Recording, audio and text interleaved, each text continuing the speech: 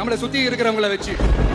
அதாவது இத்தனை வருஷமா வெயிட் பண்ணி இப்போ எலெக்ஷனுக்கு 30 நாளைக்கு முன்னாடி கரெக்டா அந்த டைம் பார்த்து ஒரு அவதூறு பரப்ப வேண்டியது. அது என்னன்னு உங்களுக்கே தெரியும்.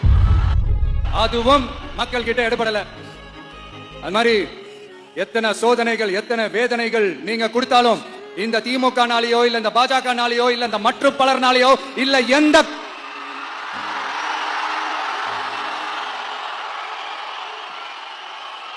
வேற யாராலையும் என்ன மக்கள் கிட்ட இருந்து பிரிக்க முடியாதுன்னு சொல்ல வந்தேன். அதை தான் சொல்ல வந்தேன். ஒவ்வொரு வீட்டுல இருக்கிற ஒவ்வொரு விஜயும் இருக்கிற வரைக்கும் என்ன மக்கள் கிட்ட இருந்து பிரிக்கவே முடியாது. இப்படி இந்த சொந்த பந்தம் இவ்வளவு ஸ்ட்ராங்கா இருக்கிறதுனாலதான் நான் முன்னாடியே சொன்னேன் 234 தொகுதியிலும் இந்த விஜய் தான் வேட்பாளர் அப்படின்னு தான் அதை நான் செஞ்சிருக்கிறேன். ஏன்னா நம்மளுடைய வேட்பாளர்கள் யாரும் டாட்டாவோ பிர்லாவோ அம்பானியோ அதானியோ கிடையாது.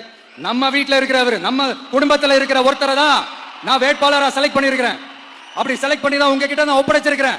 அதனால அந்த வேட்பாளர் வேற இந்த விஜய் வேற அப்படின்னு நினைச்சிடாதீங்க. இந்த விஜய் தான் வேட்பாளர், அந்த வேட்பாளர் தான் விஜய்.